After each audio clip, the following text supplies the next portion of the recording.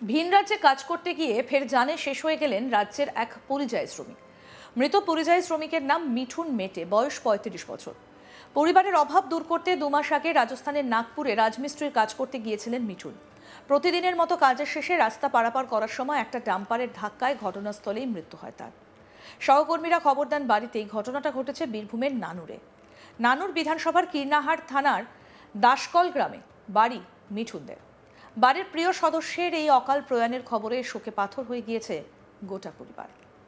মৃতের স্ত্রী চুমকি মেটে কি বলছেন শুনব। আশ্বিন মাসের লক্ষ্মী পুজোর পরের দিন নাগপুর কাজে গিয়েছিল। সেইখানে কাজ করছিল আজ 2 মাস, নামে 3 মাসে পড়েছে। ওখানেই অ্যাক্সিডেন্ট হয়েছে আমার স্বামী। কখন হয়েছে? আমি যখন খবর পাই তখন 6:30 বাজছে। তখন আমাকে ফোন করে জানাইছে যে তোমার স্বামীর অ্যাক্সিডেন্ট হয়েছে। আমি বলছি জি আমার স্বামীর অ্যাক্সিডেন্ট হয়েছে, কেমন আছে, কোথা আছে? বলছে হাসপাতালে ভর্তি করেছে, কিন্তু তখন হাসপাতালে নিয়ে যাওয়া হয়নি। আমার স্বামীটি ওখানেই পড়েছিল রাস্তার ধারে। তখন আর কথা বলতে পারি নাই। আচ্ছা, কি কাজ করতো ওখানে? রাজমিস্ত্রি কাজ করতো। যে সেখানে অ্যাক্সিডেন্ট হয়ে গেল? হ্যাঁ, সেখানেই অ্যাক্সিডেন্ট হয়ে মারা গেছে। আপনারা কবে শুনলেন? আমরা কালকে সন্ধ্যে 6টার মধ্যে, 6:30টার মধ্যে খবর পেয়েছি। একদম দিন আনা দিন খাওয়া পরিবার। হ্যাঁ, আমাদের দিন আনা দিন খাওয়া পরিবার। প্রশাসনের তরফে কেউ এসেছিল? আমাদের প্রশাসনের তরফ থেকে এমনি পার্টি থানা থেকে, পার্টি থেকে যারা আসছে এইসব আর সব দেখাশোনা। কি নাম ছিল আপনার স্বামীর? আমার স্বামীর নাম মিঠুন মেটে। অভাবের চাপে দূরপ্রান্তে পাড়ি দেওয়া এই পরিযায়ী শ্রমিকের মৃত্যুতে পরিবারের আর্থিক অনিশ্চয়তার পাশাপাশি নেমেছে গভীর শোক। প্রতিবেশীরা জানিয়েছেন মিঠুনের মতো শান্ত পরিশ্রমী মানুষের এমন পরিণতি মেনে নিতে পারছে না কেউই। কি বলছেন মৃতের দাদা উত্তম মেটে শুনবো।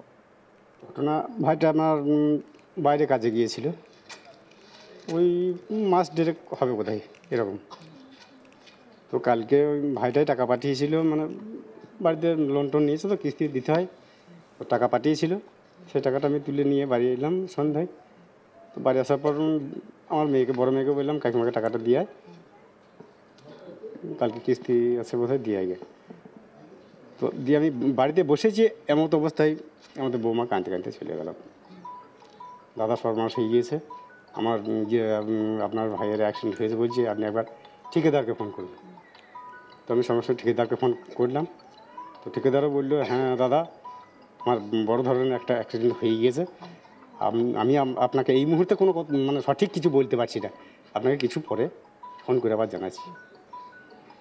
তো আমি আবার আমার পাড়ার ছেলে যারা গিয়েছে তাদেরকে ফোন জিজ্ঞেস করলাম। ওরা বললো আমরাও তো এখন বাইরে আছি, তো আমরা যাই ওখানে, দিয়ে তারপর তোমাকে ফোন করছি। ও 10-15 মিনিট পরে ওরা পৌঁছে গেল সেই জায়গায়।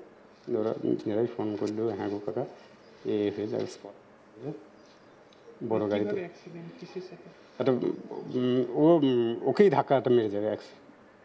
ও রাস্তা ক্রস করছিল, হাই রোডের ওপর দিয়ে ক্রস করছিল, ওই জায়গাটা একটু টার্নিং ছিল বোধ হয়, বলছে যে আমি শুনছি। তো ও হয়তো ঠিক মতো লক্ষ্য করে নাই, ডাম্পার, তাই তো বলছে।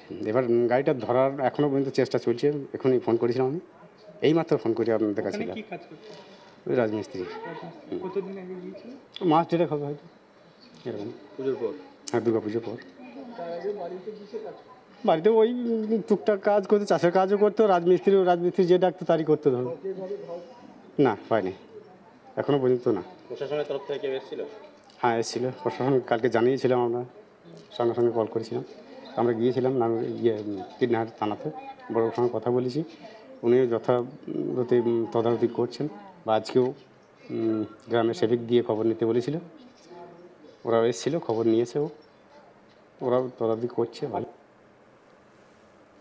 ভিন রাজ্যে কাজ করতে গিয়ে জানে শেষ হয়ে গেলেন রাজ্যের এক পরিযায়ী শ্রমিক। মৃত পরিযায়ী শ্রমিকের নাম মিঠুন মেটে, বয়স ৩৫ বছর।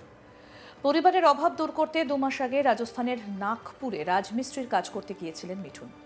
প্রতিদিনের মতো কাজের শেষে রাস্তা পারাপার করার সময় একটা ডাম্পারের ধাক্কায় ঘটনাস্থলে মৃত্যু হয় তার। সহকর্মীরা খবর দেন বাড়িতে।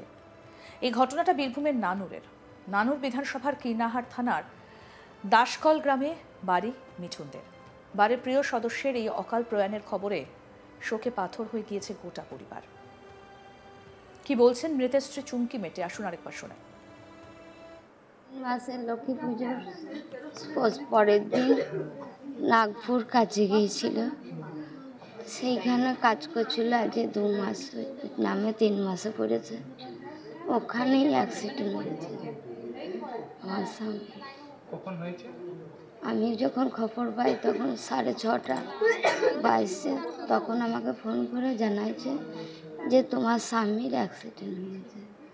আমি বলছি জি আমার স্বামীর অ্যাক্সিডেন্ট হয়েছে, কেমন আছে, কোথায় আছে? বলছে হাসপাতালে ভর্তি করেছে, কিন্তু তখন হাসপাতালে নিয়ে যাওয়া হয়নি।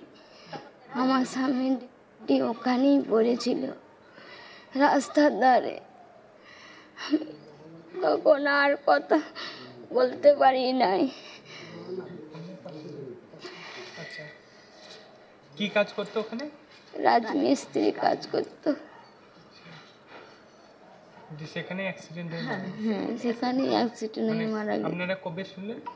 আমরা কালকে সন্ধ্যে 6টার মধ্যে 6:30টার মধ্যে খবর পেয়েছি। মানে একদম দিন আনা দিন খাওয়া পরিবার। হ্যাঁ, আমাদের দিন আনা দিন খাওয়া পরিবার।